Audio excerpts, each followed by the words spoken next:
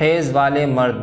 منیر نیازی کہتے ہیں کہ ابا جی کے ساتھ بیٹھا ہوا تھا، اچانک انہوں نے مجھ سے پوچھا حیض کے بارے میں کیا جانتے ہو؟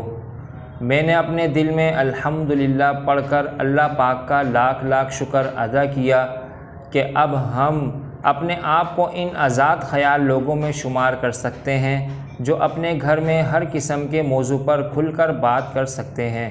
ساتھ ہی مجھے وہ سارے بیتے سال یاد آ گئے جو میں نے ابا جی کے رعب اور دہشت کے ساتھ اس گھر کے گھٹن زدہ ماحول میں گزار دیے تھے۔ میں نے مسکراتے ہوئے کہا، ابا جی، حیض ایک ایسے سرکل کا نام ہے جس سے ہر جوان عورت مہینے میں ایک بار گزرتی ہے۔